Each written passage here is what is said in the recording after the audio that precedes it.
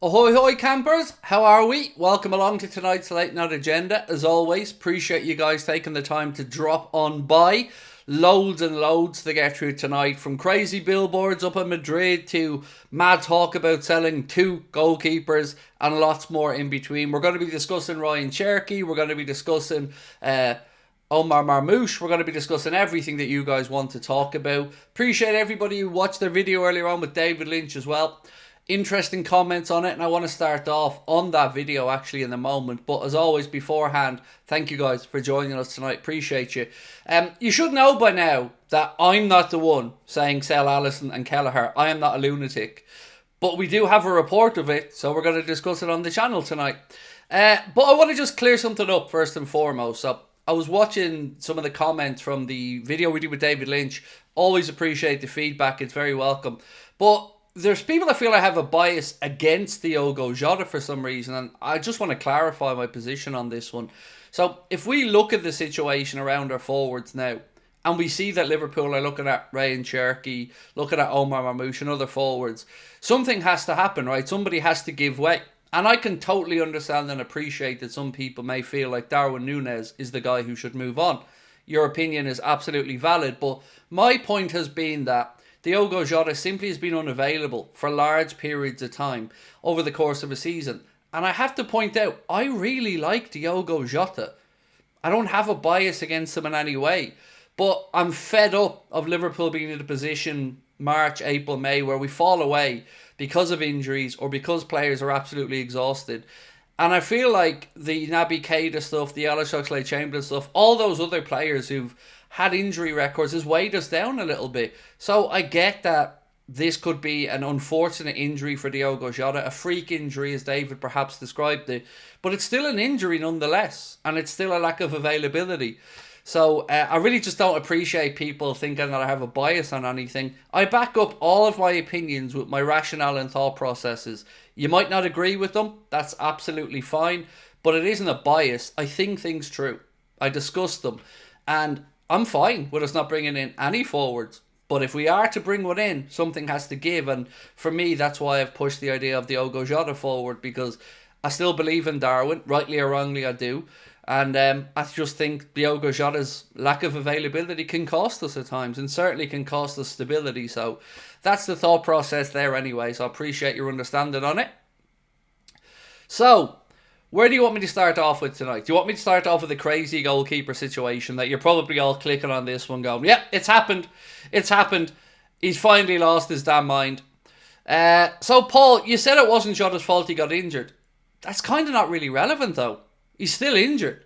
You know, whether it's an act of God, a hamstring injury, or a concern, it's an injury. And it does feel like his body is made of skittles sometimes, you know. It's, you know, I do get it. I understood it when David said it to me as well. It is a freak injury, but it's still an injury. It's still a reason he isn't available to be picked. So that's where I'm coming from on it anyway. Right, but I always appreciate people sticking up for our players as well. It's great to see that, so don't get me wrong. I'm just trying to give you my side of this, so because it gets frustrating seeing people thinking I just have biases and stuff. I don't. I logically think these things through, and it makes sense to me, and it might not make sense to others, and I'm okay with that, no problem. Ricky Paul, thank you, sir, for being a member with us for 8 months. I say Jota to Portuguese League, enjoy his football back home, then we get Marmoush. So I don't really want this to feel like I'm hounding out Diogo Jota, far from it. But, you know, if we're having a conversation about maybe another forward coming in, something's going to have to give, and I don't want that something to be Mohamed Salah. So I'm having to look at other alternatives. Now, it could very well be that the club are lining up Cherky or the club are lining up Marmoush as a Salah replacement. We don't know how that one pans out yet, so of course, happy to discuss it. Danny, thank you, sir, for your super chat. First super chat of the night, Danny, appreciate you. Said, hi Craig, I watch every afternoon and just want to thank you. Helps me unwind after sometimes stressful days at work. You're a psych nurse watching from Apollo Beach. Well, firstly, thank you for working in the industry that you work in, helping people on a daily basis like that, people with psychiatric illnesses or psychiatric issues, so much love for that one. And also, yeah, thank you for being here with us, Danny. You never need to thank me for it, mate. It's a pleasure coming on and chatting with you all. But I hope work's gone well for you, and thank you for joining us. Right, so let's get stuck into the situation with the goalkeepers, because, you know, that is the main title of tonight's stream. So I've got to point out that this is not coming from Craig or from Anfield Agenda. It's coming from TBR Football. And they say that Arne Slot is willing to sell both Alisson, Becker and Caoimhin Kelleher next summer when Georgi Mamardashvili arrives at the club. Now, I think that would be absolute madness. Of course, you go from a position where you've got 3 good keepers and a young Yarosh who is a very good goalkeeper as well, to maybe cashing in on 2 of those. That would be foolish to me. And that's why I said so many times, is it worth having this conversation about selling Alisson? Because to lose 2 of them, I can't even fathom that. That would feel like we're shooting ourselves in the foot again. You know, you build up this great collection of goalkeepers, and yes, something has to give there. But 2 of them? I'm not ready for that. I'm not ready for Alisson to go and for Kelleher to go, because we don't know what Mamardashvili is going to look like at Liverpool. We know he's a good goalkeeper. There's questions about maybe his use of the ball at his feet. How's that going to work in the Premier League and in Arne Slot's system? In one way, I guess it indicates that Slot has an absolute belief maybe in Mamardashvili, but in another way, it's worrying, right? So it's not my story, but we have to discuss it because it was put out there as well. So again, love to know your thoughts on it. I think it would be the height of stupidity, personally. You know, Kelleher will want first team football. I think we can all understand that one. So we can see a world where Kelleher moves on. But you could move him and Ali on in the same window, surely. Like, that would just be madness to me anyway. Appreciate your feedback though in the comments, so do let me know.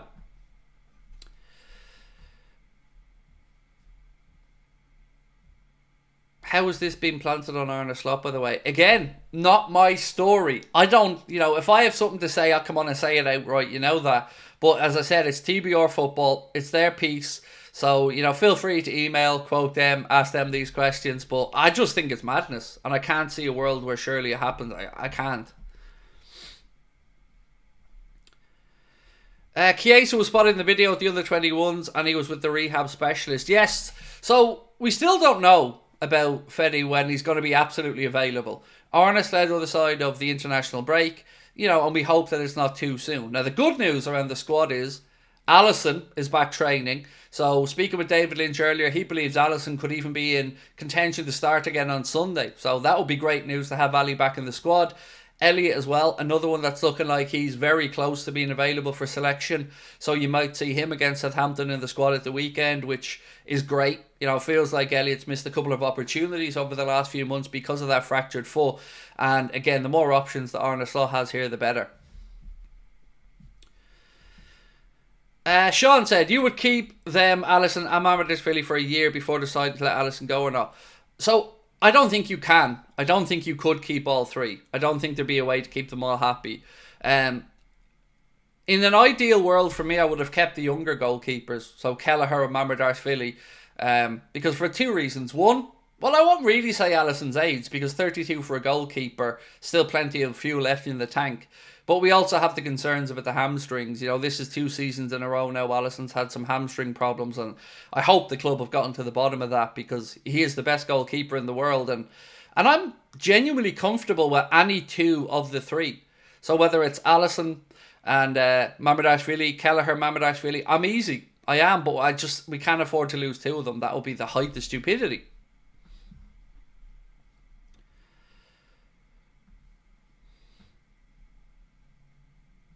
Even though Kelleher's amazing, he isn't Alisson. Hey, look, I get it. Alisson's the best keeper in the world. You've heard me say that on many occasions. Look, these are first world problems, by the way. We have great goalkeepers at the club.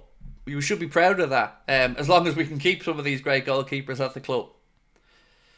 So I will move on to speak about Ray and Cherokee, don't worry, but, you know, pace yourselves. We've plenty to go through here tonight, and there's lots of questions I want to put to you guys as well. So, you've probably seen the billboard with Trent Alexander-Arnold. That's up in Madrid. I believe it's up in 3 countries. I think it's up in Italy. I think it's up in maybe the Netherlands. And certainly up in Spain as well. And it's to do with him guest jeanswear. So I wouldn't be concerned or try to relate it anything to Trent maybe going to Madrid. It's just one of those coincidences that happens to be where it's up. The Anfield Wrap posted the image earlier on. I think it's in Felipe 2 Square inside Madrid. So again, I don't think it's got anything whatsoever to do with Trent's future or any indication that maybe he's on his way to Madrid. It's just a coincidence. MGL said, love you, Craig. Wicked content, mate. Thank you. Appreciate you. I put up a video earlier on, by the way, giving my take on the Red Mist podcast, giving my take on the Pep Guardiola contract extension, the injury coming to an end, the injury crisis coming to an end for City and Arsenal. So if you get a chance, do check out that on the Red Mist podcast. I put it up there about an hour or so ago, or maybe a couple of hours ago, sorry. Nick, thank you, mate, for your super chat. Nick said, sell Kelleher this coming window, let Mamardashvili sit behind Ali for a year, assess Yaros as a potential backup in that time.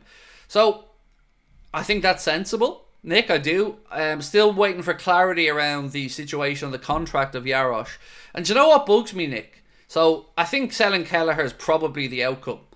But it also kind of frustrates me that he's only going to have 1 year left now. So, we're not going to see the full value of Caoimhin Kelleher if the club sell him. If he had a couple of years to go, couple that with his performances this season so far and his performances last year, you know, you would think that we might get a pretty penny for him. But right now, with 1 year to go on his deal, it'll be an interesting one to see how much Liverpool get for Kelleher when he moves on in the summer.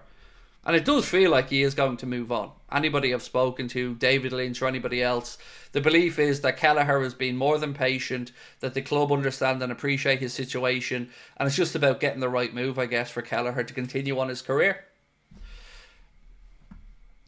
Calum said, love the interview with David today, Craig. Thank you, mate. There's another interview coming out tomorrow, this time with Darragh McAnthony, the Peterborough United chairman, fellow Irishman, and of course, fellow Liverpool fan as well. I recorded with Darragh earlier on today. I think you'll really enjoy it. Darragh is forthright and upfront with his opinions as always.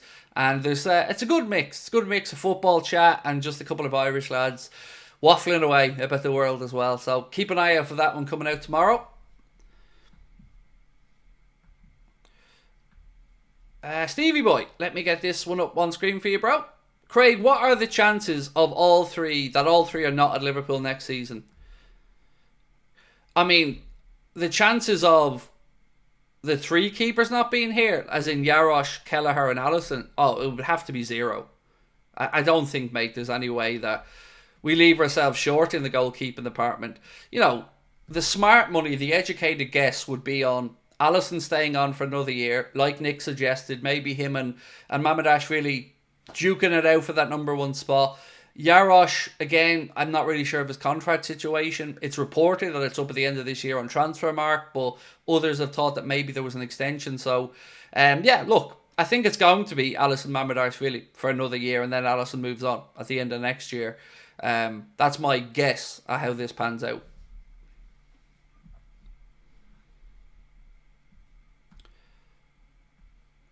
Craig, you're going to dinner and you can bring 3 current pro footballers. Who are you bringing? Ooh, I like that question. I will, by the way, I'm going to get straight into all the Liverpool content in a second, but you know we love to mix it up. So I'm going out for dinner with 3 current footballers. Who are they going to be?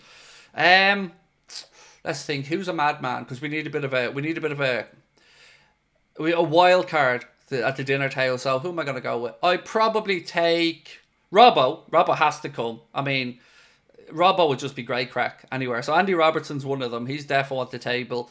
Who else would I bring in from the football world? Current players that I think would be good laugh. So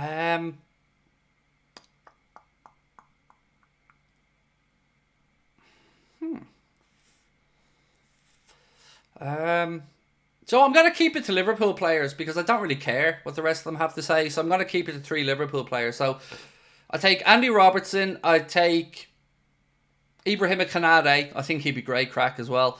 And I'd also bring Mo. I'd bring Mo because I'd love to sit at a table and pick Mo's brains about the world, about football, about everything. So yeah, Ibrahim Kanade, Andy Robertson and Mohamed Salah.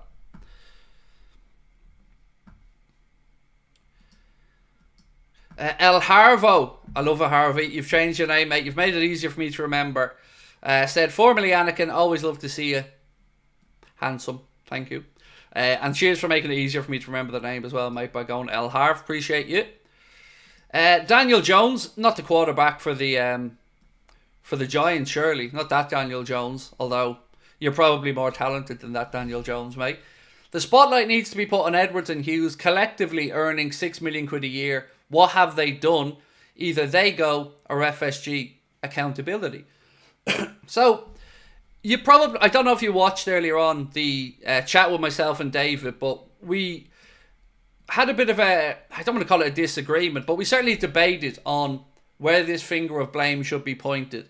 I very much believe that whoever's top of the pile, the owners, are responsible for these things. David feels that the owners empower Edwards and Hughes to get business done.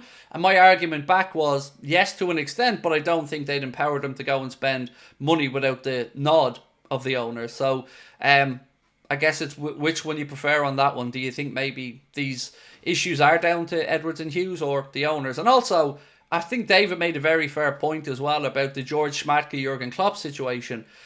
This wasn't a problem of Edwards and Hughes making, but it is on them now to sort it out. And I do feel like they've had more than long enough to figure out what's going on with these contracts. So I squarely point the finger at the owners because they've overseen different sporting directors, different transfer policies. But ultimately, all we want as fans is not to be pointing the finger, is to be celebrating extensions. And that's, I think, what has us all tetchy. You know, we shouldn't be wanting to point fingers of blame. We should be just wanting it done. And that's kind of where I'm at with it. It's just, right, whatever who we blame, just get the damn thing signed. Get the players ready. Ashley Dooley, thank you, Ashley, for your super chat. Said, Kelleher would be number one at most clubs. It's unfortunate that he's competing with Ali. Yeah, I mean, there's probably 3 goalkeepers at most in the world. I would say Kelleher maybe couldn't push past for the number one spot. Alisson, unfortunately, for Caoimhin is one of them. So yeah, I agree with you, mate, and thank you.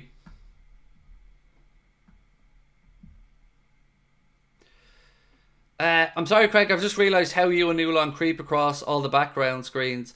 Love your 442's character. Thank you, David. Yeah, it's brilliant. I loved it as well. We're a bit different on this channel, right? So Jobo, I'm going to just push back on something you've said there, mate. You've said David is an FSG mouthpiece. Sorry if that offends, but he is. So, look, your opinion's your opinion. You're entitled to it. I can say to you, in conversations offline with David and any chats I've had with him, he very much isn't an FSG mouthpiece. But what we do have to remember is he did work for the club in their media department. He is a journalist as well, of course, as a Liverpool fan. And he does have to be measured in what he's saying. I don't think he'd have any problem to call the owners out for things that he genuinely doesn't think are right. And I think he has done in the past. But he is certainly more sympathetic, perhaps, of the owners than I am. But that's okay. And that's one of the reasons I wanted David on the channel. I need people to see that what I've been shouting for all along, which is people who are disagreeing with each other, people who maybe have a dissenting voice, get to have these conversations. Because heaven knows I'm not going to get it with anybody at the club. So David coming in, giving a different opinion to mine, I find it healthy. I find the debate interesting. And sometimes I change my opinions a little bit. Sometimes I don't. But I certainly would not label him as an FSG mouthpiece. Knowing him as I've gotten to over the past while, I really don't think that's the case. I think you're doing him a bit of a disservice because, you know, he has to be professional. Let's remember that. He is a journalist. But I don't think he's an FSG mouthpiece, mate. I don't.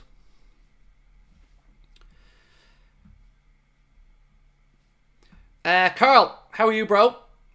Said, most were wrong about Gravenberch, including me. So I was nervous about that deal, as I mentioned at the time, because, you know, my concern was why are Bayern moving him on? But look, I was, again, like you've said, mate, with yourself, Carl, very happy to be wrong. And wow, how good has he been at the minute? Like, Gravenberch's been amazing.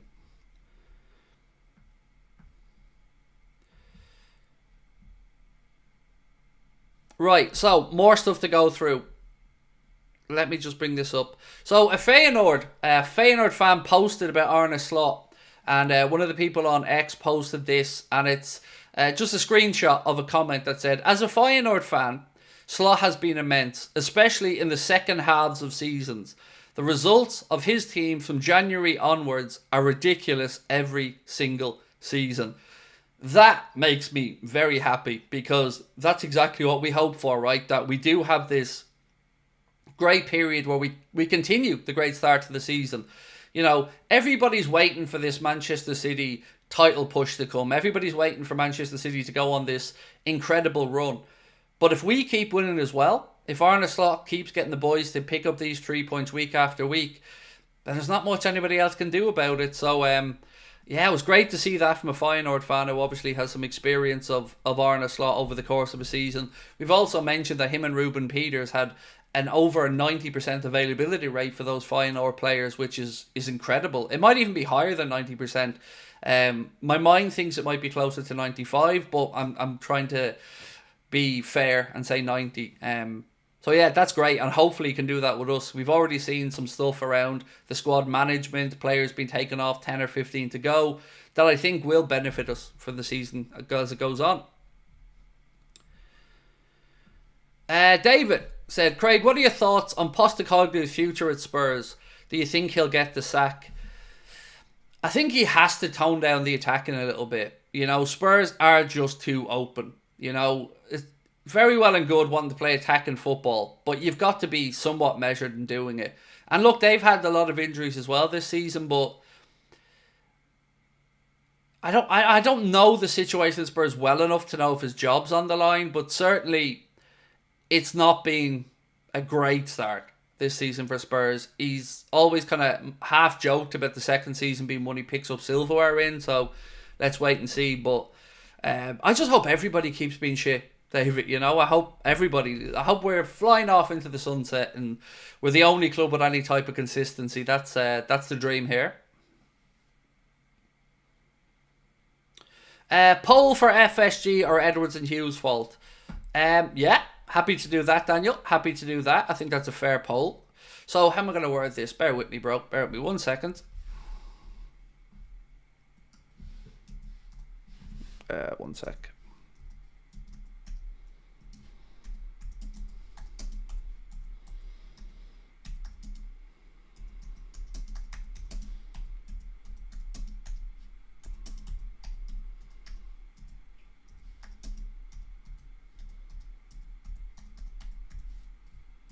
Right, so 1 sec.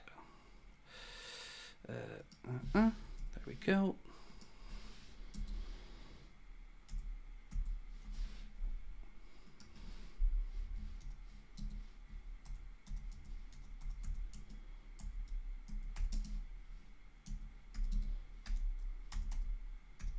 Okay, so who is at fault for the lack of contract extensions, FSG or Edwards and Hughes? I'll leave that one running away in the background for you guys to vote away on. Dan's is back, yes, which is great. And look, we said this as well yesterday. Congratulations to Jayden Danns on that new deal he signed with Adidas. You know, I can't wait for Adidas to come in as Liverpool's kit manufacturer. So yes, congratulations to Jayden Danns on that deal as well. Ardash, let me get your comment up, sir. There we go. Adarsh Patel, thank you, sir, for your super chat all the way over in Canada as well. Much love to you, my friend. Said, read an FEY fan report. Slot isn't afraid to sell fan favourites if need be, and it feels like we're building and restructuring the team for the post-Salah, VVD and co. Do you know what? I'm not afraid of a manager that's ballsy and makes tough calls like that either. Because like I've always said, the manager will live and die by his decisions. And it is his tenure at the club. So, yeah, I have no problem with that. I disagree that we should be getting rid of Mo and Virgil now. But between your stance there and the way that we know Michael Edwards is a bit more reluctant to commit a lot of money to players in their 30s and contracts, you know, maybe that's the case. I guess we're going to find out over the next few transfer windows. You know, a lot of conversation has been about replacing or players coming in to replace Mohamed Salah. It's a big call though, you know, for anybody to not renew a Virgil or a Mo and maybe let them go. It is a big call, and I've got to say, my immediate next thought after that, Adarsh, is do I trust that they're going to be replaced adequately? Sort of yes, sort of no. I feel like they won't be replaced at the caliber of player that they are, but they might be replaced by somebody who can become that caliber of player. The problem for me there is, how long do we then have to wait as fans? Like, are we going through another adjustment period? Because we don't want to fall off, right? You know, we've started really well. Arne's impressed all of us. 15 wins from 17. They would be bold calls, but as I've always said, he does live and die by his decision. So whatever the manager wants to do, you know, I will get behind it. Even if I disagree with it, I'll get behind it.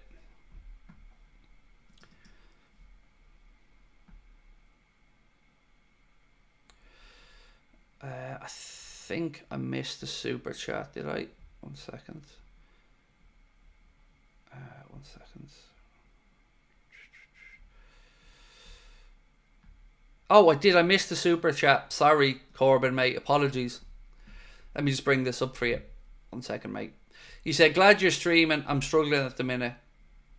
I'm sorry to hear that, mate. It can be a tough time of the year, this, for a lot of people, as the dark nights come in and, you know, life gets in the way. I always find myself not great this time of the year as well, mate. So whatever it is, and I'm not going to be intrusive and ask, I hope you're okay. I'm glad you're here with us, and, you know, I've no doubt that the people in our community, mate, will support you if needs be. And yeah, much love, mate. Appreciate you, and I hope things are okay, or as best as can be. Can you do a recap? So, for anybody that wants the recap, I've decided I'm just going to put it out after the stream every night as a video so people can go and watch it. So what we're going to do now is we'll do the streams, rather than me recapping 15 times to annoy everybody. By about 10:45, the video will be up with the full recap of all the news, and you can watch it in a nice compact little 8-minute window. So I hope that's okay with everybody, because I am mindful of making sure I don't just keep going over the same ground again. As Ash said, thank you for reading the super chat. I meant Feyenoord. No, that's cool, mate. Look, it was it's an interesting one now. Of course, Feyenoord and Liverpool is a bit different, because Feyenoord would be more of a selling club, you know, to bring in that money. Liverpool a little bit different, but it will be certainly interesting to see how Arne does look at some of the bigger personalities in the dressing room. Stevie Boy, and again, thank you for being a member with us for 6 months, mate, said, I blame Klopp and the old regime. Do you know what? It is interesting, actually, because speaking with David today, one thing that came out to me during that conversation is something that Connor's mentioned to me as well. Certainly, I've got to say, I'm glad we didn't have too long of Jurgen being in charge of transfers, because there's been some questionable things over the years that have come out, that maybe Jurgen wanted this player and then Edwards or somebody else pushed for an extension to sign somebody else, and the idea of maybe Anthony in, or not getting Mohamed Salah and signing Julian Brandt. It feels like, for as great a coach as Jurgen was, I don't think the same expertise extended maybe to his thoughts in the transfer window.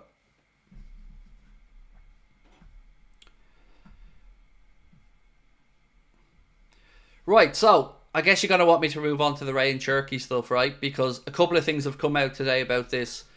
So RMC Sport, a big outlet in France, have said Liverpool want the player and really like his profile. Liverpool would like to take him in January or in the summer. Lyon could sell the player for a fee lower than £25 million, as that fee will be enough for the Olympique Lyonnais management to sell. Forward on from this, LFC Transfer Room posted an update to say the source of the information is Fabrice Hawkins, and they say so this story is now even more reliable. 21 years of age, a knockdown price. I can see the appeal to Liverpool. I don't know enough about the player, as I've always said, to give my take on whether he'd work at Liverpool or not. But my fear is exactly what I've just said as well. Is it another opportunistic, cheap knockdown purchase, or would he be somebody Liverpool would want regardless of the price? Well, regardless of the lower price, I should say. And that's always my conundrum with these things. So when we signed Federico Chiesa, we knew it was a punt. And I had no doubt in my mind it was an opportunistic signing. Cherky kind of feels like the same, but then again, as I've said, I don't know enough about him as a player to know if this will be bargain of the century or a bit of a hope.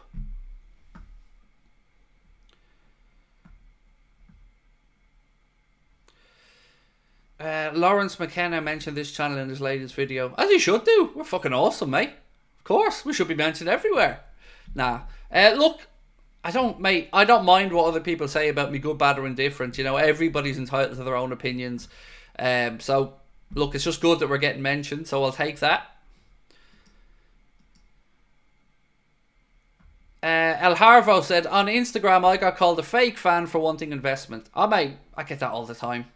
Apparently, a lot of the time these days, some Liverpool fans have a hard-on for the accountants and want us to get behind, I don't know, breaking even or something. I don't get it. Be greedy. You should be dreaming about transfers, mate.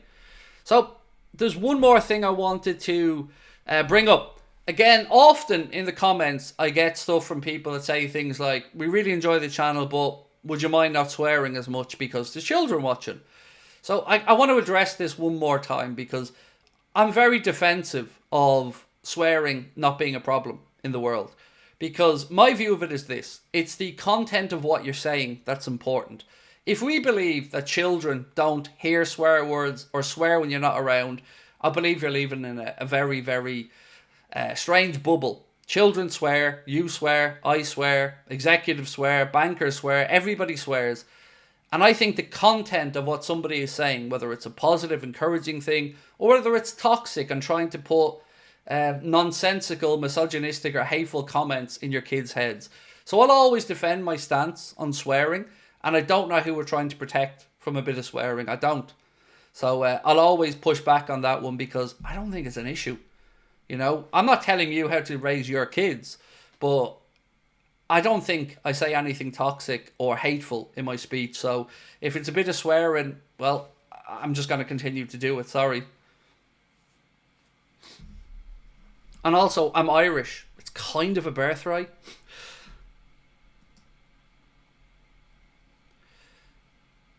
Let me just... There we go. So Killer said, who's your top 5 Liverpool players of all time? Fowler, Gerrard. See, I didn't get to see Dalglish as a player, so I don't feel I can put him in my list. I'm sure older people would absolutely have had Gerrard in, but I didn't get to watch, or excuse me, Kenny in, but I didn't get to watch him as a player. So I'm going to go Fowler, Gerrard, Salah, Suarez, Hyypiä, probably. Alisson then, just in behind as well. So, yeah, I'm comfortable enough with those. GDM, how are we, Grace? Said, can never see him in a Liverpool shirt. We need a CDM. We do need a CDM, yes. And that's certainly the area that I think we should be looking at in this January window. Tried to probe David for some more names today, but again, nothing really with regards to guaranteed target or anything there. So yeah, we're just going to have to wait and see what happens. But I'm with you. That's the position that I think potentially wins or loses us this title.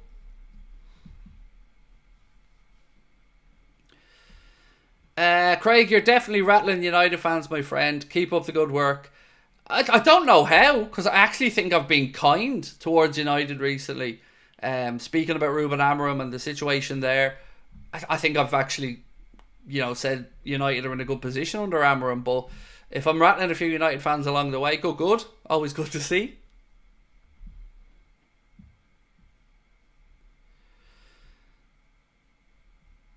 No Sadio Mane. Nope, he wouldn't be in my top 5. Nope, he wouldn't.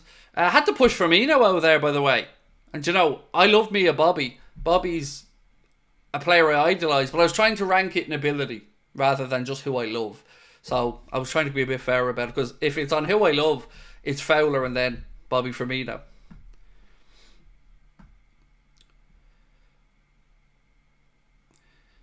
City are about to be not guilty of all the charges. So I did wonder, Dave, when Guardiola signed the contract extension, if we're being prepared for that.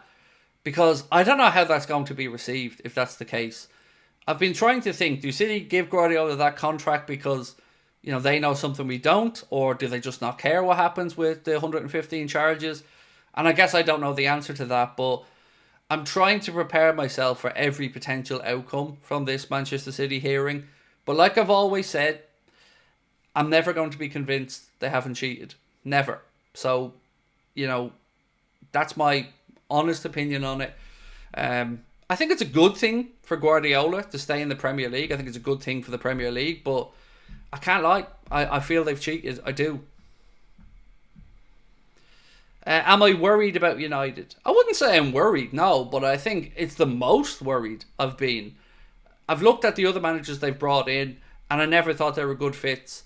Amorim, I think, over time, will get them to where they want to be. I don't know if they'll win titles or not, but I certainly feel like they will be much more competitive under Ruben Amorim than they were under Ten Hag or others. So yeah, I think they've done a good job in their recruitment this time. Whitehammer, how are you, sir? And lovely to see you in again. Let me just get your comment up. Anyone who hasn't seen Craig or Craig or David talking about Klopp's transfers and director of football position at the end of his tenure are missing pure gold. Loved it, and David was brilliant in telling us about it all. Well done. Thank you. I'm glad. Glad to get some good feedback, because I was a little bit, I don't want to say hurt, but I was a little bit sad that there were some people in the comments calling David an FSG puppet. I expect some more respect shown towards him, to be honest with you, because he absolutely isn't, and if I thought he was, he wouldn't be on the channel. I hope you know that much about me, that I'm not here to spread FSG propaganda, and I'm not here to be toxic about my thoughts on them either. I think he's a great journalist, I think he's a lovely guy, and I think he speaks from the heart. I might not agree with a lot of what he says around the owners, but I truly believe it is his honest opinion and not just one to try and curry favour at the club or anything like that. I don't. If I did, as I said, I wouldn't have him on the channel, but he is a good man.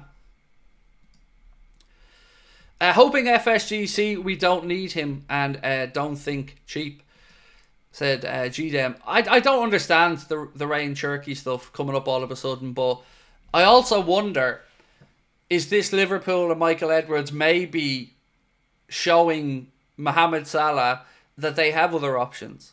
Because that's another part of this, Nobody's above a bit of shithousery. So, maybe if they can find a breakthrough in negotiations with Salah over his contract length or his fee, maybe they're trying to show the world that they have options. Maybe they're trying to show Salah and Rami Abbasisa that, well, if Mo doesn't agree to the terms that we think are fair, then we have to look elsewhere.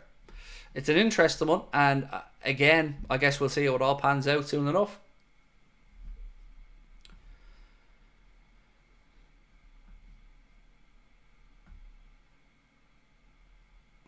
If people don't think Pep's contract is full of holes for him to get out, they're just stupid. Somebody, I'm sure, did a report to say there isn't a clause in there, Carl. One of the comments under, I think it was the Red Mist video I put out today, somebody said that there was a journalist who was speaking about it and said that he doesn't have a clause to get out if there was a relegation or anything. Now, I don't know that for certain.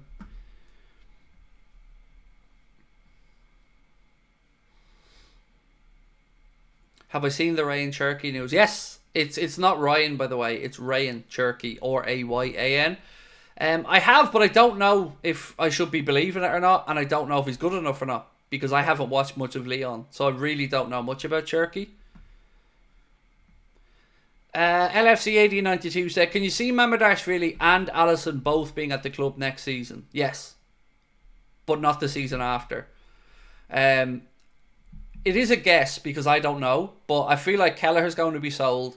Alisson will get one more year out of, and then maybe he moves on to Saudi, and Georgie Mamardashvili becomes the number one. Now, it could go the other way. Like, let's say in a mad world, Mamardashvili doesn't cut it, or doesn't look comfortable, or then maybe you try to hold on to Alisson a little bit longer, but you certainly have to have the breathing room of having two top-level keepers there. You can't let two of them go and have Mamardashvili and a youngster, or Mamardashvili and a to-be-tested Yarosh.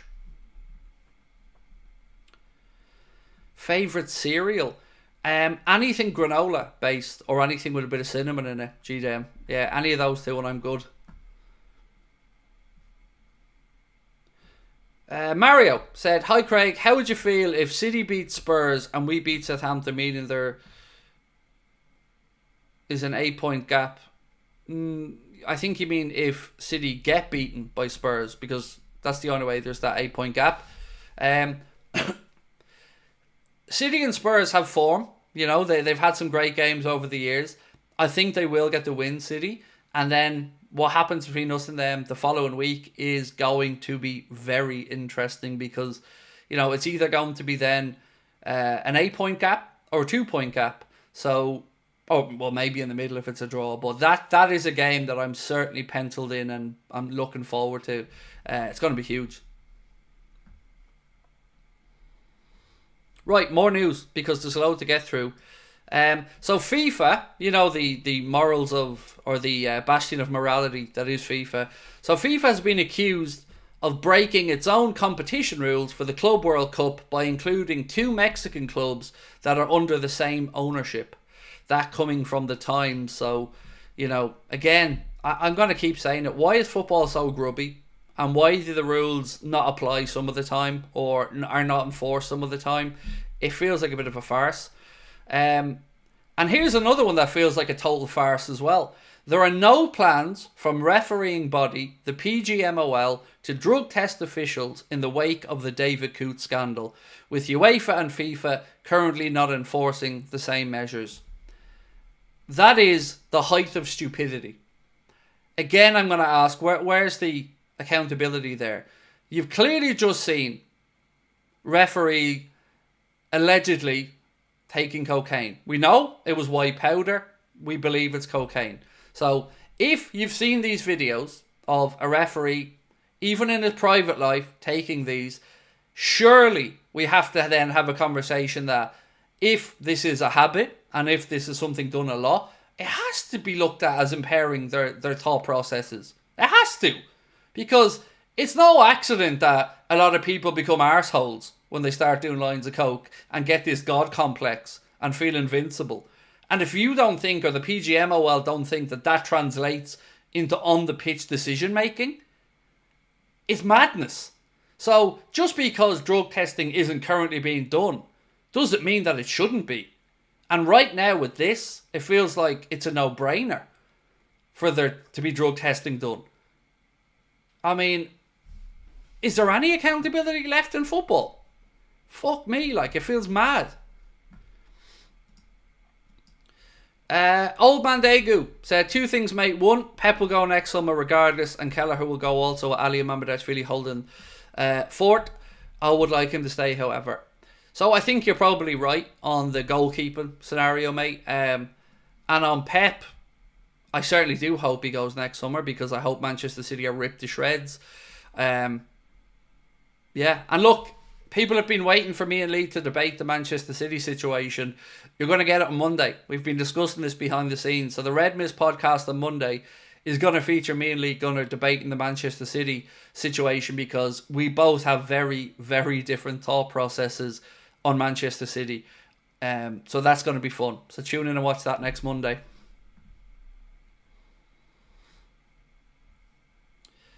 He broke the law in Germany. Well, there is that part as well. Like, there is the legality of all of this that we haven't spoken about, of the drug taking. But look, for me, I just don't understand how, if it's proven that it was a Class A substance, how this doesn't immediately have the PGMOL talking about testing them all. It feels mad. It just feels like they don't give a damn. And that's what I don't understand.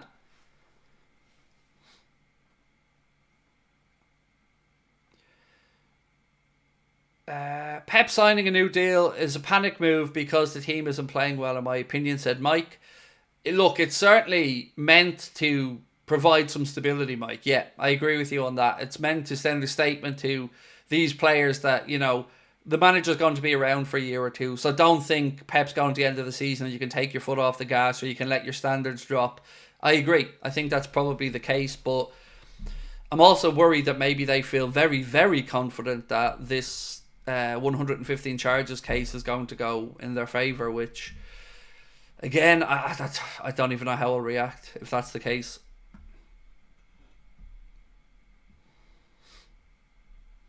Personal use is allowed. Of Class A's, I don't know of any law that says Class A's are allowed for personal use, mate. I think we're talking about Class B or C drugs there. But look, either way, my whole point on this isn't really about the legality of it. It's about the decision making. And if the referee is under the influence, well, of course his decision making is going to be suspect. That's the point I'm trying to make. Legal in Portugal. No, it isn't. It's just decriminalised. It's not legal, though. It's just decriminalised. I know that that's kind of two sides of the same coin. And I do think, by the way, going off on a tangent here, I'm very much in favour of what Portugal have done. You know, providing safe spaces for people to take drugs if they need them. And looking at it from a medical perspective, because I think they should. You know, criminalising people who take drugs, I don't think is the way forward. I do feel genuinely that medical care and proper education and a route back to a life of no drugs is the way forward. So what Portugal are doing, I'm very much behind. What's the difference? Small legality stuff, mate. It's like, you know, I'm not a solicitor, but I've watched and read enough about this to know that there is some difference. You know, maybe somebody with a legal background can help us out here. Jordan said, and thank you, Jordan, for being with us as a member for 6 months, said, honestly, I don't get this resources comment. We have resources, just about how we use them. Well, no FSG, give us more, and we get the extensions. See, that line stood out to me as well, Jordan, as one that makes no sense. So, we have to manage our resources, but we have plenty of resources, was kind of the same line, right? Now, what I don't know in this situation is what Mo is asking for. So to be really clear about this again, I don't believe Mohamed Salah should see a pay rise whatsoever. But I do think he should be given a 2-year contract with maybe an option of a third on the money he's on now. But I'm not of the mindset that he gets a pay rise, because we've seen the best of him. You know, whether he's slowly going down past his peak, he has hit his peak. Maybe you can make the same argument for Virgil. But yeah, I feel like roll over the deal, and if he doesn't want to accept that and he wants a pay rise, then I think it might be a different conversation. Or at least for me, I would view it a little bit differently, because if he's holding out and is adamant on a pay rise, I don't think anybody at 32 should be getting a pay rise when their best years are without question behind them. I think that's a fair stance for somebody or the club to make. But what isn't right is that we're in this position again, that we have 3 players who are potentially able to walk away or sign pre-contracts with clubs outside the Premier League in 6 weeks. That is, I think, a bad look for the club. Rusba, again, thank you, sir, for your comment and your super chat. Said Joyce's article was worded weirdly about Jurgen wanting Anthony. Did he mean that Jurgen did not want to extend Salah's contract? He said Gordon did. Yeah, in that piece he said it was ultimately Mike Gordon that gave the nod for Salah's contract to be extended. So I don't know if Jurgen wanted to move Mo on. I doubt it. I would say maybe it was a contingency plan. If Salah couldn't be extended, then maybe, you know, Jurgen was looking around for, well, who are we going to bring in then if we lose Mo? But thankfully it was done in the end, and hopefully it's done again. Going to test all my Henry because they suck. Oh, okie doke, Carl. We got rid of our Henry the Hoover, actually. Got ourselves a Shark Hoover. Right, let's check in on this poll. So we said, who's at fault for the lack of extensions, contract extensions? We're going to leave it up a little bit longer, so if you haven't voted, we'd love your input on it. So who is at fault for the lack of contract extensions? Is it FSG or is it Edwards and Hughes? Jamin said, Jurgen strangely has never been big on Mo, didn't even want to buy him initially, always been a strange relationship with Klopp and Mo. So I've thought about that a little bit myself, mate. And my thoughts are, if he wasn't that big on Mo, I felt like the situation with Mane would have told us that. So remember we sold Mane to Bayern Munich for, what, 30 million euros, something like that. I feel like if Klopp wasn't that big on Mo, at that point he would have backed Mane and would have built or kept Mane around to let Mo go. But maybe Jurgen gives us his honest take on all of this in the future in some book or something like that. Yeah, look, it's hard to talk about these things when we're not inside that dressing room, right? And we don't know Jurgen's relationship with Mo or any of the other players. But what we do know is, undoubtedly, there was a bit of a frosty relationship at times between Mane and Mo. Firmino spoke about that as well, that sometimes he was the middleman in these, and he was the person that kept them all together in that extent. So, yeah, I don't know. I feel like it's just me, or have the media been kind of starting to pick some holes in Jurgen a little bit recently, or scapegoat Jurgen on a few things. It feels like a very strange week around Jurgen. Like there's been some unflattering stuff started to come out. Sam Foden, thank you, Sam, for being with us for 2 months as a member. Sam said, why isn't this coming up on screen? That's not what Sam said. Let me just get this up on screen for you, Sam. There you go. I think Edwards' policy around contracts has a huge part to play in VVD and Mo's. Yeah, look, it hasn't really been any secret, has it, that he doesn't like committing big lots of money or long-term deals to players who are in their 30s. We know Klopp went to bat for Henderson previously to get him an extension. But I feel with these two in particular, Sam, they are unicorns. They aren't normal 32-year-olds or 33-year-olds. They're two lads who are still playing football really, really well. And it's so scary because if they do leave, there's such big shoes to fill at the club, particularly Virgil. Because I'm old enough to remember Liverpool always having good attackers. Maybe not to the level of Mohamed Salah, but we've always had goal scorers at the club. But it's been defensively, we've stopped ourselves winning titles before. And Virgil and Alisson, when they came in, were those missing pieces. They were the catalyst for us really becoming title challengers. So however this pans out, I'm just really nervous about it all. I am. Because as each day and week goes by, I don't feel like there's any positivity around the idea of all three staying. I just don't see it happening at this moment, and that worries me. FSG hired Hughes, so FSG are to blame either way. Well, that's my take on it. I agree. Ultimately, the buck stops with the owners for me in anything, from the manager to all the way down. They are ultimately the owners of the football club. They make the hiring and firing decisions.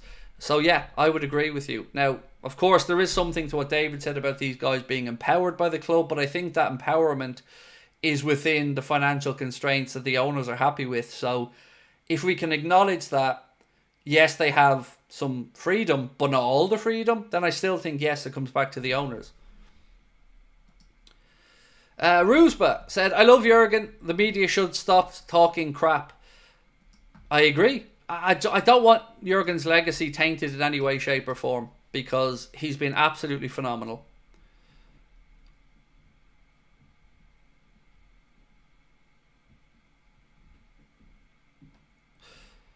Oh, okay. So Mark said the thing about Lawrence McKenna was him mentioning Anfield Agenda is that he likes watching the channel and other channels. Good. Thank you, Lawrence. Appreciate that feedback. Yeah, I've only ever met Lawrence once, really briefly in London, maybe 5-6 years ago. Seemed like a pleasant guy. Don't know him too well, but, chatted with him for a minute. Yeah, so he's a Liverpool fan, so we should all be getting along either way.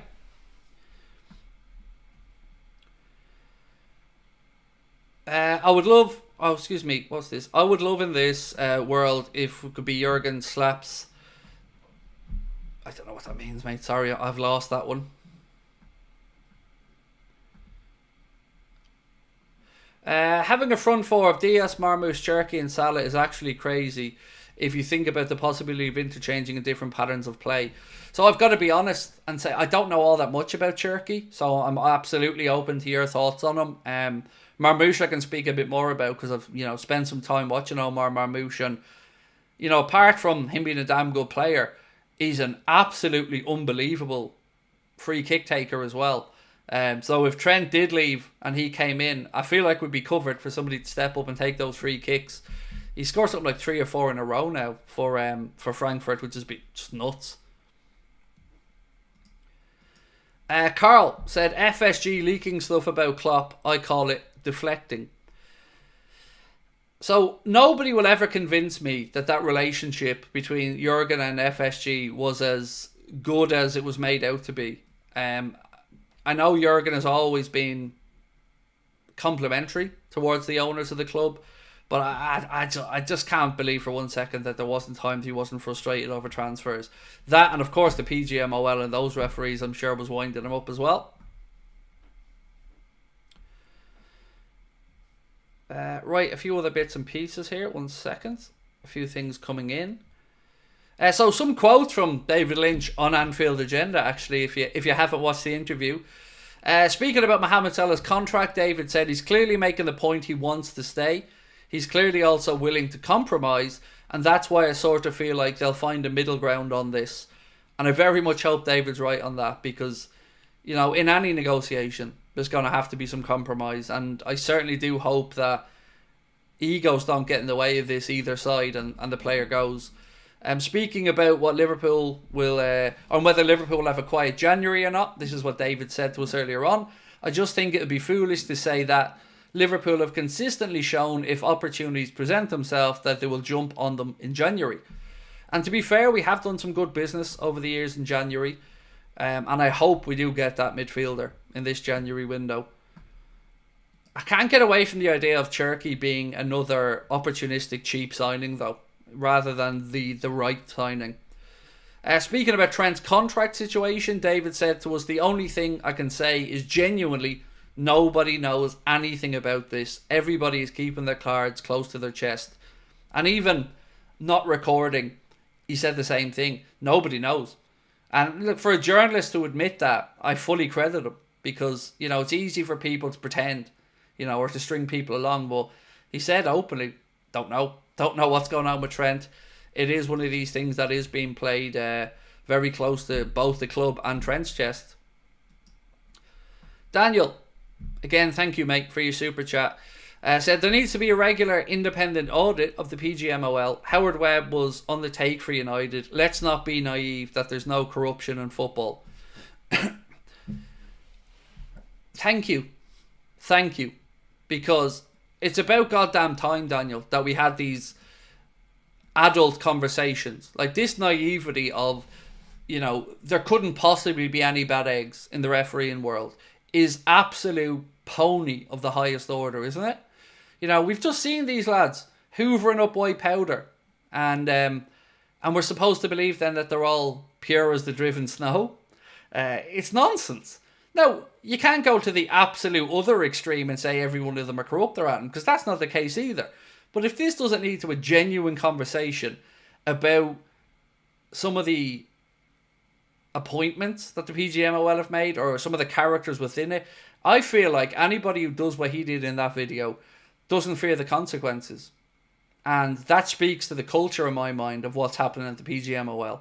So the whole thing to me again smacks of hypocrisy and bullshit. And I agree. They absolutely... I'd just like to see them disbanded, in all honesty, because I'm fed up of hearing about, referees have a hard job. And they do, we know all that. But they're also paid to do their job. So, can we not just admit that sometimes they're shit? And sometimes there are very, very strange decisions. And sometimes when you see a video of somebody taking some illicit substances, maybe we should then start to question whether these are the right type of people we want involved in the game.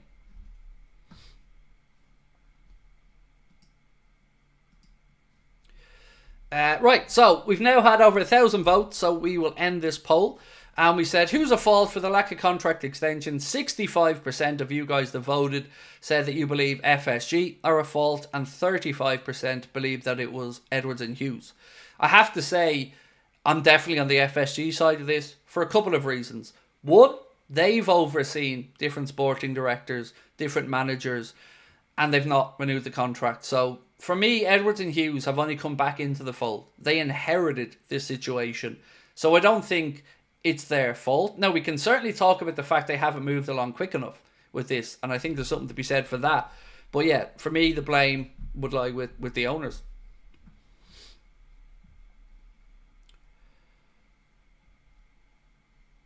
Boeing Zebedee said, yes, Craig, Ornstein has been very bad with the Klopp stories. I don't like it, mate. I don't like it. I don't like Jurgen, people trying to taint Jurgen's time here. There probably is a valid conversation around some of the transfers when Jurgen was in charge, but just let it all go. You know, the man's legacy deserves to be kept intact, and I will never think of Jurgen Klopp as anything other than a god. I will always be grateful for every day that we had that man as the manager. Same way, I was very, very, you know, people can accuse me of a lot of stuff, but I don't think you'll find anybody who was as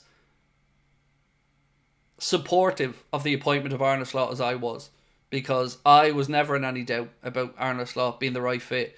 And I was never in any doubt that he wasn't going to come in to be a sacrificial lamb or a yes man. It just doesn't seem like it's in his nature. And I think we have to say, yes, we've got the right man. We've got the right man in now. And I think people are starting to see now and understand Arne a little bit more and his style of football a little bit more and what he's going to bring to the table. So I'm happy. I'm happy because I was so scared what was going to come after Jurgen, you know. And we've seen enough people come out and say, oh, whoever comes in is bound to fail because of the shadow that they're coming into. And I've always said since Arne came in, he's not coming in to fail. That's, you know, he could have had many Premier League jobs, but he chose this one. And yeah, let's get behind him.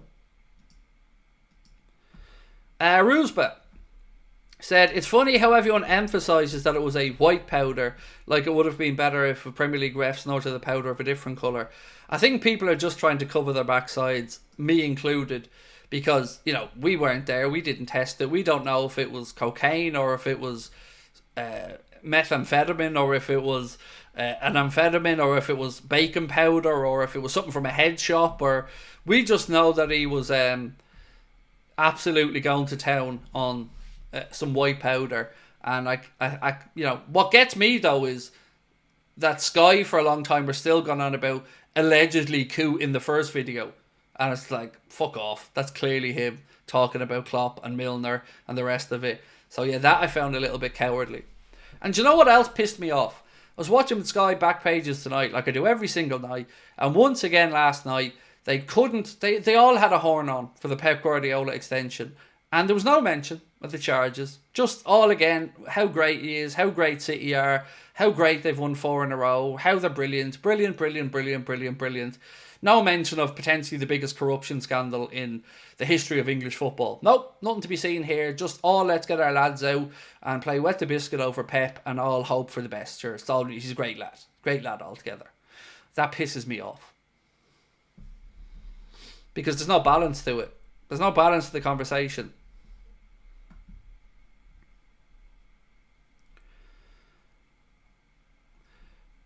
Have you heard anything about Leverkusen asking Liverpool to help them out with the fine they got from UEFA? Nope. And I don't think they'd ask Liverpool for it because I can't imagine the fine's going to be that big.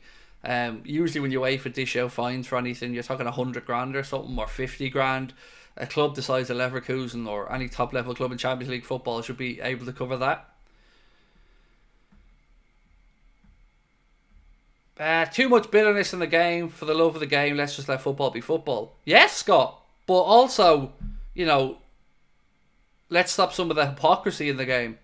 I'm fed up of us all being held to account for stuff that others are getting away with. And also, I've got to say, what do we think about the situation with the guy at Spurs being banned for 7 games for the comment he made about Son and his cousin? What do you think the Bentancur stuff? Do you think that a 7-game ban was fair there, or do you think it was too much? I feel like others have done similar stuff and not been punished for it. or made similar mistakes and not being punished for it. It feels like he's been punished for something others have gotten away for me. And I'm not saying it's right or wrong, because, you know, I never want to see anybody's race mocked or brought up in a joke. But again, I feel like sometimes the content of what they're saying is important and the meaning behind it. And I don't think it was in any way meant to demean Son. You know, I don't know their relationship, but it was a distasteful joke. But I don't think it was meant to belittle Son in any way. And again, I find some inconsistencies around that 7 getting banned compared to others. Enzo got away with it. More bluntly as well, let me say. Like, the Enzo one, shocking. That should have been a ban for me. Yeah, should have been, but wasn't. And again, that was on an international trip as well, I think.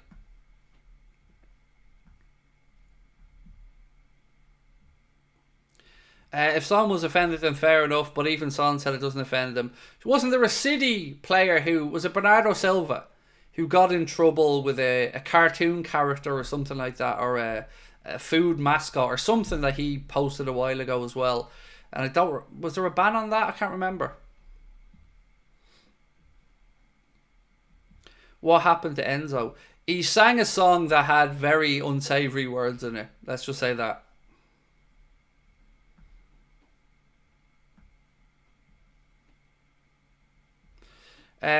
Soul Killer said, in which decade do you think we're going to have owners that care for the club and are willing to spend, contracts to be renewed, and buy the players we need? Don't know, mate. I will never be convinced that FSG give a shit about the club. I won't. Nobody will ever convince me of that. I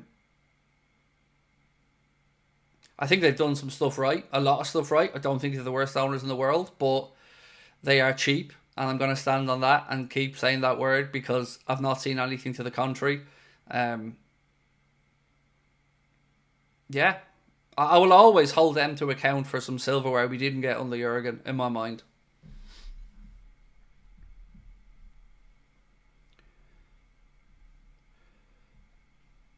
Danny said, these owners are absolutely disgusting. They have no ambition whatsoever. Imagine we just need a few additions to January to sustain our challenge. Do you know what gets me though, Danny? Right? So whenever somebody like you or me or anybody else questions the spending of the owners, we get met with, but we've won trophies, right?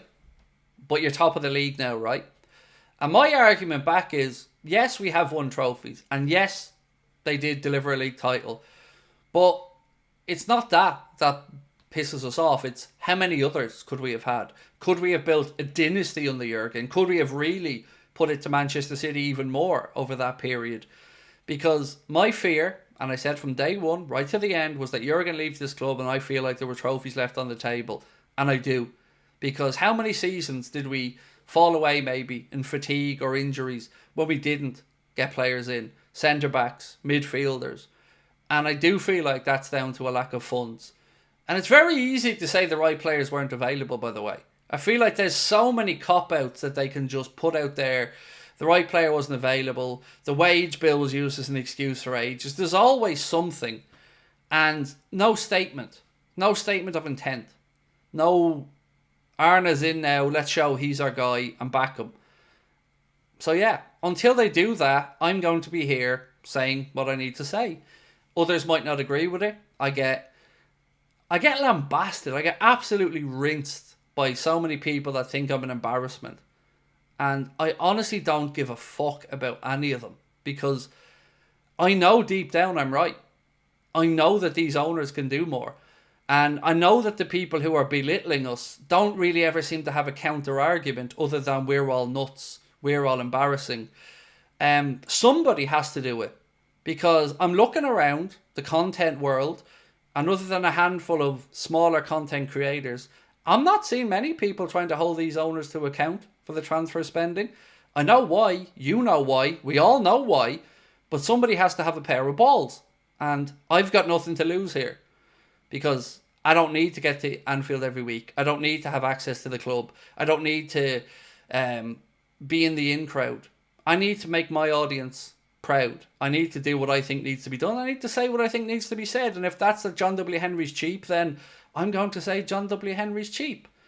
If people don't like that, there's plenty of other content for them to watch. But I don't say it for effect. I say it because in my heart of hearts, I feel like that's my honest truth. That these owners don't give a damn about the club, and they don't give a damn about any of us, as they clearly showed with the Super League stuff. And as I've always said, if they're willing to let the Red Sox start to fall away and that's their hometown club, what have we got?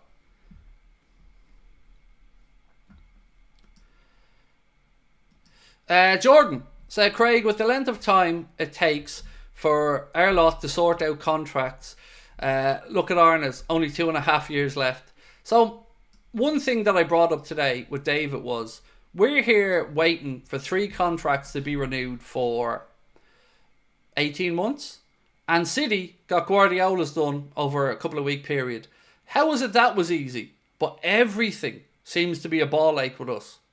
Everything seems to be ground out to the last second, or everybody's in panic mode. Why can't we just get these things done smoothly, quickly and efficiently? And I don't think this uncertainty helps anybody. Over Trent's future, over Mo's future, over Virgil's future. Don't think it helps Arne. Don't think it helps the club. Don't think it helps in negotiations to bring future players in, or to renew other players who are at the club. I just think it's a bad look.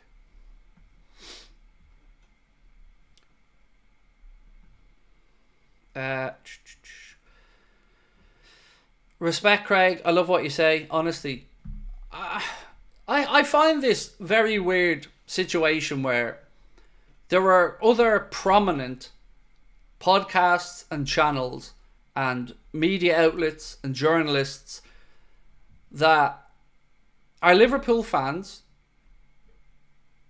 but put a pound note ahead of what they truly think. And I don't know.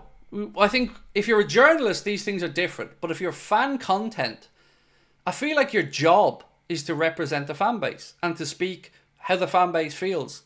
And there's no part of me, none, that feels like some of these more prominent outlets don't feel like we feel a lot of the time.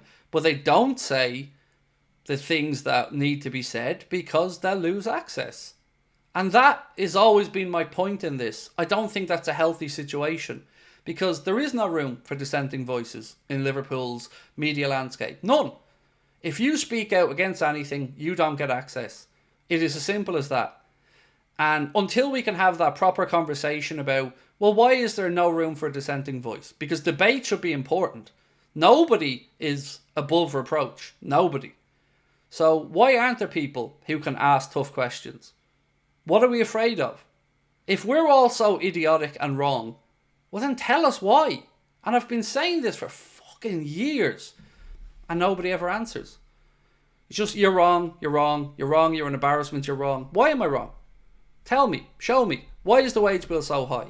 How is it that our wage bill is so high that impacts our ability to sign players, but yet we don't have too many players on mad money? How is it that we're told we're constantly bringing in so much money in television revenue and sponsorship deals, but we're crying poor arse all the time? Poor mouth all the time. Yeah, it's mad.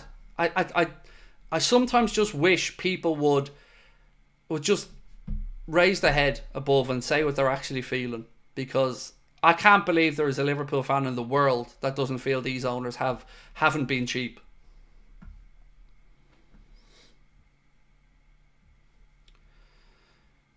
I think the agents has a lot to do with this fiasco, to be honest, Craig. So it feels to me, SG, like we're in a world where nobody wants to be the first one to agree the extension. Like, I think they're all waiting to see what one gets, and whoever the first one to agree, then the others will know what the break point is or how hard they can push. And it's getting to the point now where this could all blow up in our faces. Because we're in a season now, as you're all aware, with 17 games in, 15 wins, 1 draw, 1 loss. Everything's tickety-boo. 5 points clear to the top of the league. And this season could be undermined again. And I don't want to be sitting here talking to you in February, March and April talking about a fall off, or talking about Liverpool being reined back in by Manchester City or by Arsenal, and injuries costing us a season, because we've seen that video. We've seen part 1, part 2 and part 3. And if we don't learn the lessons of those other seasons, we are idiots. If we don't see that we've lost league titles or fallen away because we haven't strengthened when we clearly need to do it, or we haven't kicked on, I'm lost for words, truly. This has to be the time we get it right. Back the manager, get the signing in January, and then if we come up short, we'll ask why. We'll talk about results on the pitch, tactics. But we've got to put our best foot forward and give ourselves every chance. And to do that, you have to have stability and get these contracts sorted.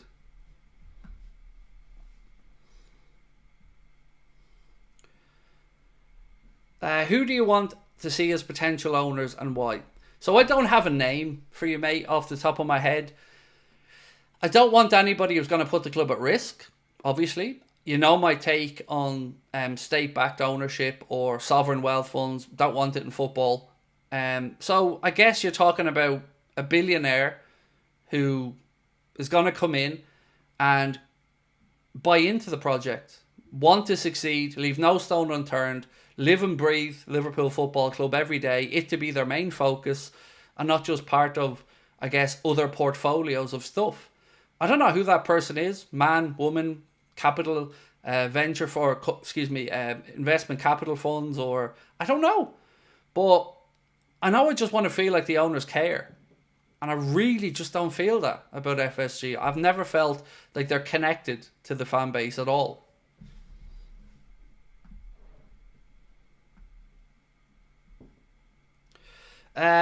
What's this? Black Chameleon 1 said United used to invest every year when they were on top, and that's why they stayed there. Yes. It's so hard to climb to the top of the mountain to get there. So to not see you build on that is madness. It's madness, man. And I agree. I do. El Harvo said, ironically, I think LeBron would be a great owner. He likely doesn't have the funds. However, he always has a desire to win.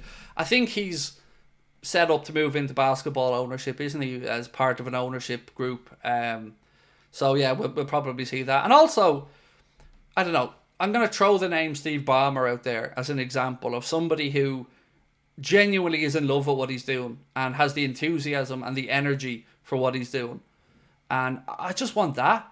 I want somebody, when they come on to talk about Liverpool Football Club, you can see the fire in their eyes. You can see the desire and the absolute happiness of owning the club. And not this cold, calculated way that our owners, I just can't take to them.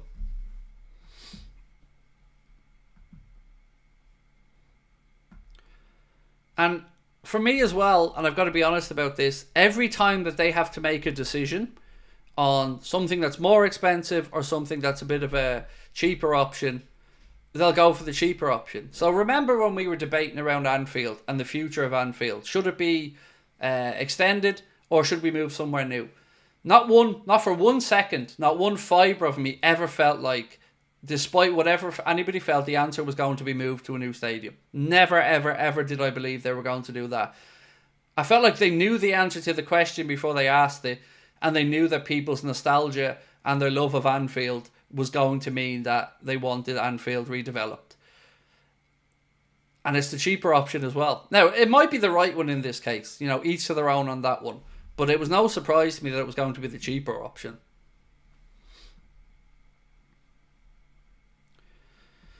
Edson said, the most embarrassing moment was when we won the league and the summer after we signed Adrian and Elliot. Look, Elliot will happily take. But yeah, look, again, I'll go all the way back to 2005. Different owners, but same stupid mindset. We won the Champions League and the club shop was closed the next day. Imagine that now. Imagine Liverpool won the Champions League and we weren't inundated with Champions League winning t-shirts, collectors jerseys, and all the other stuff that comes along with a big European Cup win like that. Imagine it was closed. Imagine you rocked up to Anfield the day after Liverpool won a European Cup to get yourself something in the club shop and it was closed.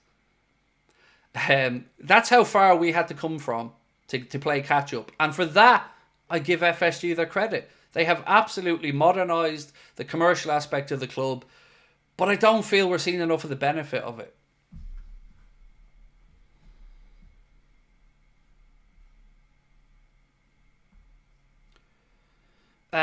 A2K77 said, if Cherki and Zubamendi join, then there's no excuse we failed to win the title.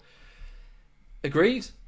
I would even pare that back a little bit, mate, and I would say if Zubamendi or the midfielder Arne Slot wants comes in January, I don't think there's any reason we shouldn't win the title. None. Because if I look at attack, I feel like we're covered there. Yes, at the moment, Chiesa and Jota aren't available, but when they're back in, a great collection of 6 forwards. Jadon Danns is a young option as well. You go back into midfield then, and if we brought in that midfielder that you're speaking about, you'd have Gravenberch and, in this case, let's say Zubamendi. Then you have McAllister, Szoboszlai, Jones, Elliott. Options there as well. Defensively, options there. Still questions over Robbo and his future and his fitness. You know, is he going to be able to get back to the quality of we know he's capable of? So, yeah, I really, really feel like once again we're 95% of the way to being the finished product. But you should be adding 1 or 2 in every year to just freshen it up, increase competition, and bring in new faces around the changing room. Ryan, thank you so much, mate, for your super chat again. Appreciate you. We all feel something magical could be about to happen this season, but if contracts don't get sorted, we'll self-sabotage and another season of if only we did this. If our owners did that, that will happen. See, do you know what grinds my gears, to rob a phrase from Peter Griffin? FSG's own catchphrase is, we want to under-promise and over-deliver. And that honestly boils my blood, because they have done anything but. They've delivered some stuff. They've done some of the delivering, but the under-promising part is bullshit. Like, if I have to listen to Tom Werner telling us once again how we're able to compete with the financial might of Manchester United these days, blah, blah. No, we're not. We're not spending anywhere near as much in any way, shape or form. We're not even being competitive with Villa in transfer markets. It's been embarrassing. And it's been more embarrassing to see people accept this mediocrity. And I'm not talking about mediocrity on the pitch, because there hasn't been mediocrity on the pitch. We've had some good results on the pitch. We've had some good times on the pitch. But to accept this measly amount of transfer funds, I feel like I can't believe it. Like, when did ambition become a dirty word? You know, nobody wants the club to be put in a perilous financial position. Nobody. But that's always the tropes that we get hit with. Even Ian Doyle at the Echo. Apparently more Liverpool fans want to be like Manchester City and Chelsea. No, the fuck we don't. Nobody does. But there is a middle ground that these people just keep neglecting to talk about. You know, the owners have not spent enough. They haven't.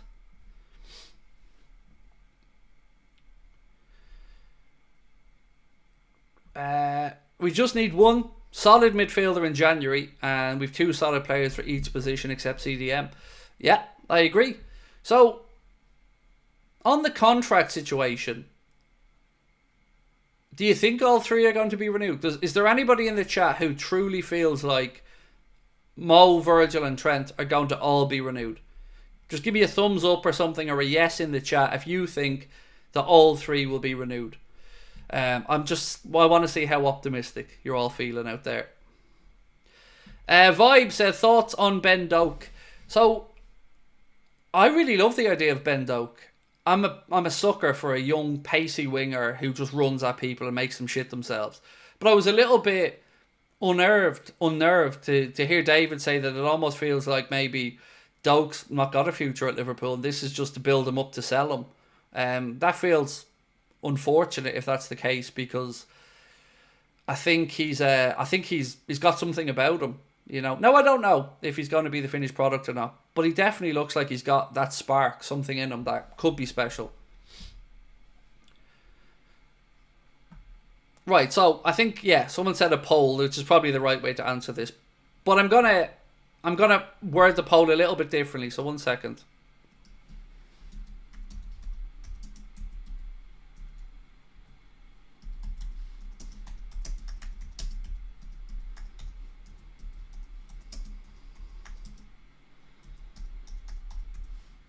Right, so I'm going to ask you how many of the contracts get sorted. All 3. 2. 1. Or the absolutely scary option of none, which petrifies me even to write, to be honest. So, how many of the contracts get sorted? All 3, 2, 1, or none?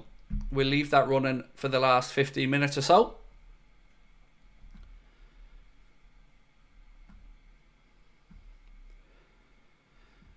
Yeah, boy said, if there's a good investment in January and we finish the season strong with trophies, then I'll think they'll stay. I think it might be too late at that point though, mate. Because remember, once we go into the January window, they're all legally able to negotiate with clubs outside the Premier League. And they don't even have to tell Liverpool about these negotiations once January comes in. So I can't speak for everybody else, but for me it's always felt like the cut-off point here was the last day of December. If they're not sorted by the last day of December, I don't think they're getting done. And the fact that we haven't even had one done yet, still, I can't fathom that either. How not even one of these have been done. Is McAllister injured? He got tackled badly yesterday. I don't believe so. I didn't watch the Argentina game, but from people who did said to me that yes, he did get a shitty tackle, but I think he was going off anyway. So I'm not aware of him being injured, but I also don't expect him to start against Southampton at the weekend for 2 reasons. 1, he's one of the latest back, and again, long bit of travelling. And 2, he's 1 booking away from a suspension, and if he got suspended, it would be for the City game if he picked up a booking against Southampton. So my guess at a midfield will be Jones, Gravenberch, Szoboszlai for Southampton.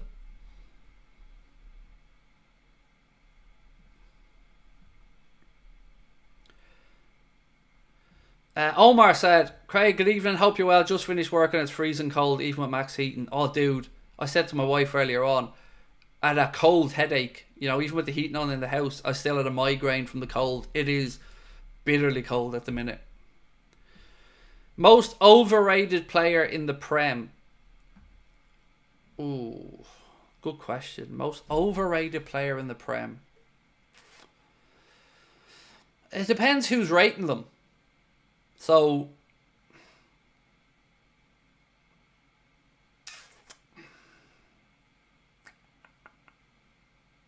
it's a difficult question, this. I have my own thoughts on one particular player that would land. Yeah, and it is Cole Palmer. I've seen somebody put that in the chat. That's my answer. I do feel Cole Palmer is the most overrated player in the Premier League, but I don't feel like he's not a good player. He is. I just feel like there's been a few penalties and a few ups and downs, so yeah, I probably agree on Cole Palmer, but I do think Cole Palmer is a very good footballer at the same time, but I don't think he's done enough to deserve some of the hype that he's been getting.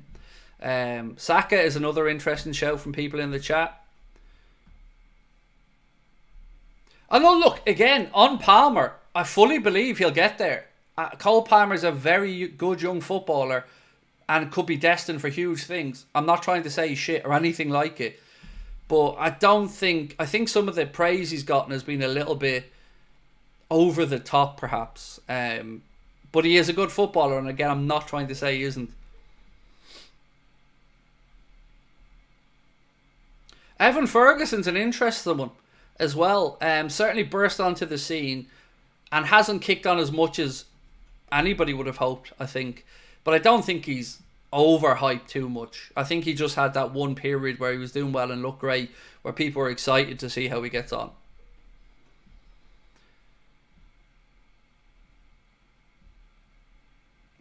Edison said John Stones. Honestly, on John Stones, I think he's turned it round. Because you remember when he first went to Man City from Everton for 50 million quid and we were all laughing.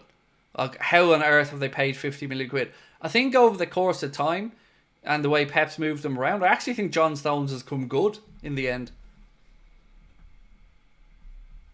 One choice, Cherki or Marmoush. I don't know enough about Cherki, J Muse, so I'm going to have to answer Omar Marmoush because I have not seen enough of Ryan Cherki to know if he's amazing or if this is just us maybe looking for an opportunistic signing.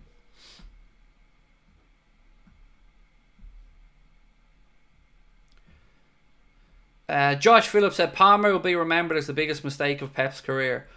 So you know what though? You got to give Palmer immense credit, because it would have been easy for him to stay at Man City and, you know, wait for an opportunity, or, you know, sit there and collect trophies. But to go and back yourself to play, you know, I give him all the respect in the world for that, because he could have stayed there and rode the gravy train and picked up trophies. So as much as I think maybe his performances are being a little bit overblown, I think he deserves tremendous credit for making that brave decision to move on.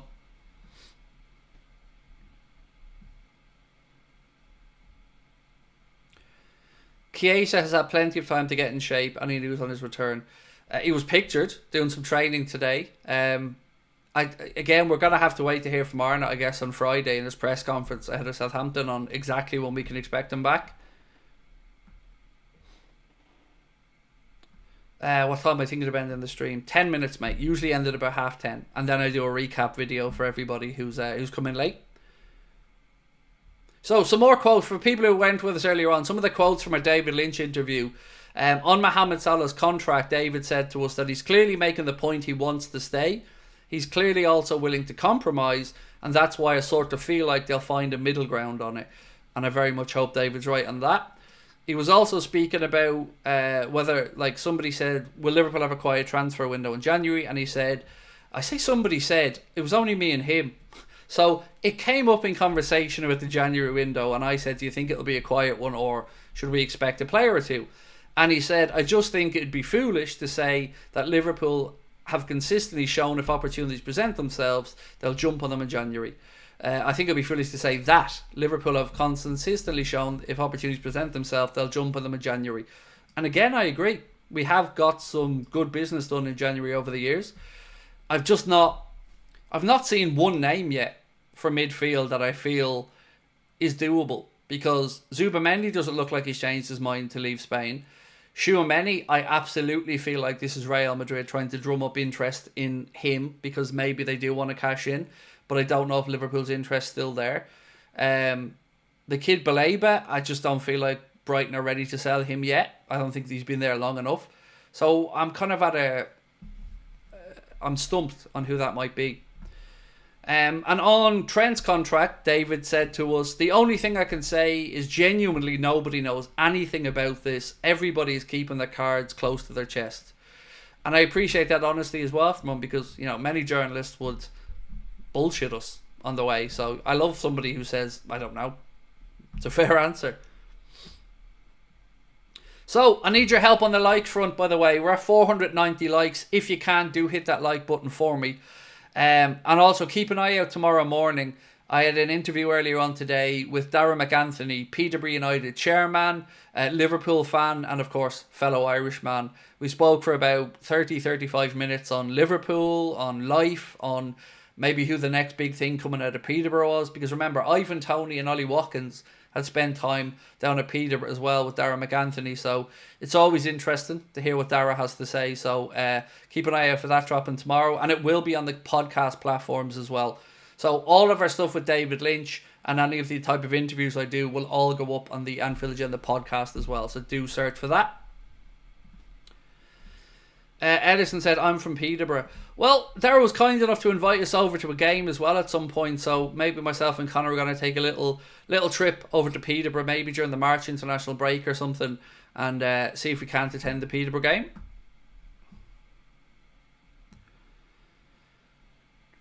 Ty Carr said, we're not signing a single first team player in January. No team is letting their best player go mid-season like Marmoush or Zubamendi. So I sort of disagree with you a little bit on that, mate. Most likely anybody who's either fighting relegation or pushing for Europe wouldn't. But if your season's middling, let's say like Sociedad's is, where you're mid-table, not really having to worry about relegation too much, most likely not going to really kick on and push for the European places, pretty unrealistic chances of winning the Europa League, even though they're still in it. Maybe. So there are clubs that perhaps are safe for the year and, you know, don't really have anything to lose. And if the right offer came in, maybe they'd sell. But more often than not, you're probably right. Billboards with a pic of Trent appearing on buildings in Madrid, by the way, makes you think it's nothing to worry about, Fergal. So this shoot was done a while back, and it's not just in Madrid. It's in Italy, and I think the Netherlands, if I'm not mistaken. So yeah, I wouldn't worry about it being related to Real Madrid in any way. I don't think it is. It's just Trent signed an agreement to work with Guest, and I think it's just a coincidence, in all honesty.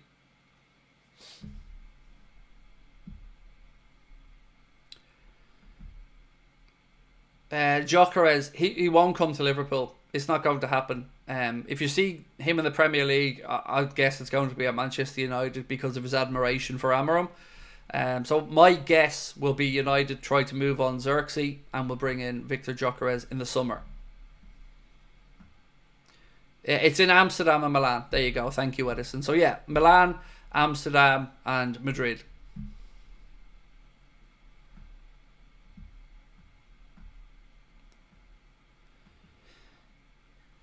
If the coach thinks Baleba or Zubimendi is a player that will take us to the EPL and Champions League, we shouldn't watch the price tag.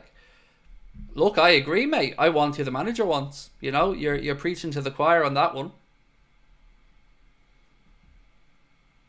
Johnny, no worries, bro, and thank you for dropping in, man. Appreciate you.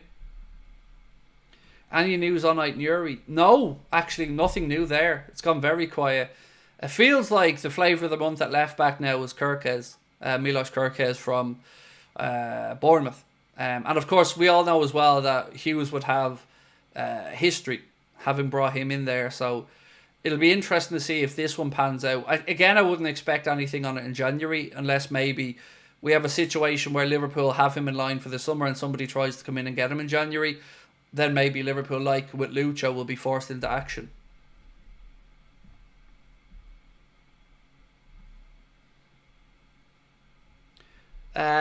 KBS3 said, if we don't get any players in for January, then it will be a stressful season. Mark my words. Mate, I agree. Like right now, we're fortunate that Gravenberch hasn't picked up an injury. But you're right. This could be the thing that tips the title race one way or the other. So if any possibility for the player that Arne wants, or one of the players Arne wants, is there in January, like you, I very, very, very, very much believe it has to be done, because now we can put our foot on the throat of Manchester City and Arsenal and build on what we've got at the start of the season, not fall away through injuries or suspensions or fatigue. We have to learn those lessons.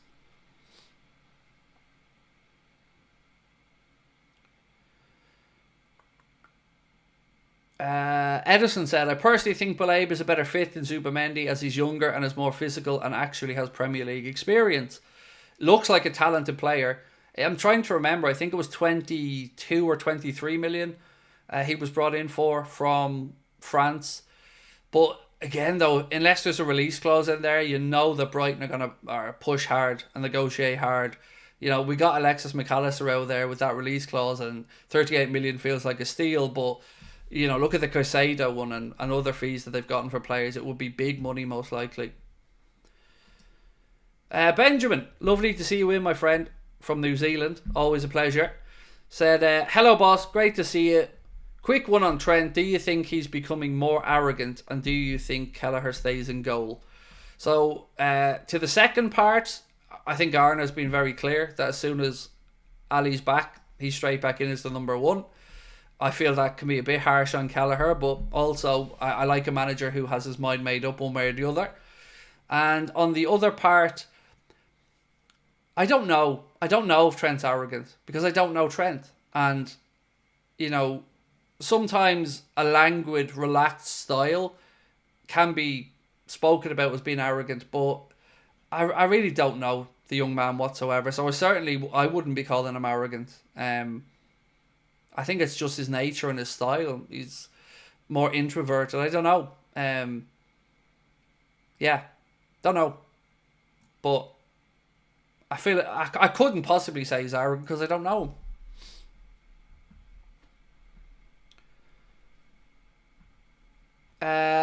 El Harvo said, do you think the club could force themselves into a deal Or two, if there's a hint of an injury crisis scaring these positions, or do you think they'll remain adamant?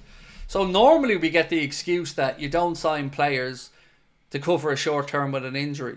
There's always an excuse, is what I'm trying to say here, El Harvo. So remember, Kloppo told us we didn't need a midfielder. Everybody was screaming for it. You were screaming for it. I was screaming for it. Liverpool fans all around the world were saying we need a midfielder, we need a midfielder, we need a midfielder, we need a midfielder.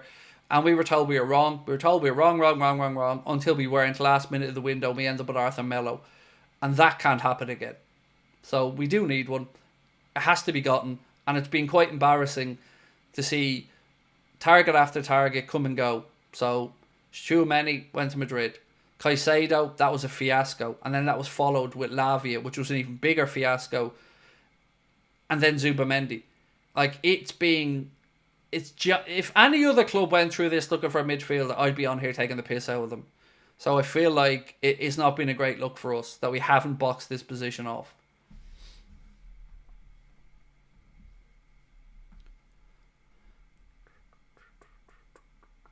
Reason why Marmoush is a must in January is because he is an aggressive striker who can score goals. We have Nunes' aggressiveness but lacking the finishing. I wouldn't be too confident of a January move for Omar Marmoush. It certainly feels like Frankfurt want to keep him till the end of the campaign. But I do like him. As a player, I'm right behind the idea of Liverpool signing him. Steven said, we need a midfielder so bad. I'm so happy Curtis Jones had stepped into the role. Yep, Curtis, we spoke about this earlier on with David as well. Or no, it was with Darren McAnthony actually, sorry. Yeah, Curtis has 100% stepped up this season and looks like he's enjoying life under Arne Slot. The style of football suits him. And he's given Arne a real selection headache. And that's testament to Curtis, fair play.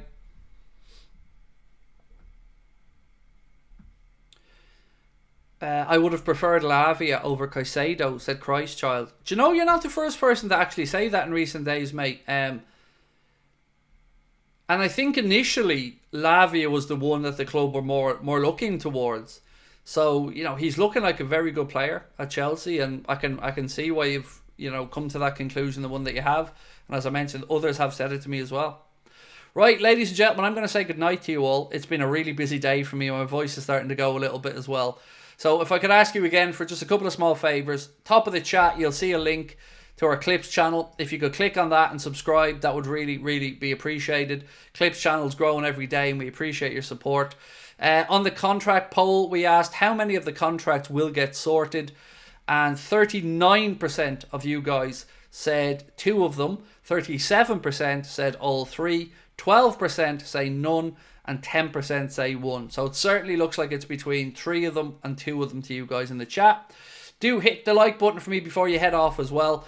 And of course, check out that video I put up on the Red Mist podcast earlier on about my reaction to Guardiola's new contract extension. So tomorrow, I'll see you same time, same place. Much love. Great night, everyone. Thanks.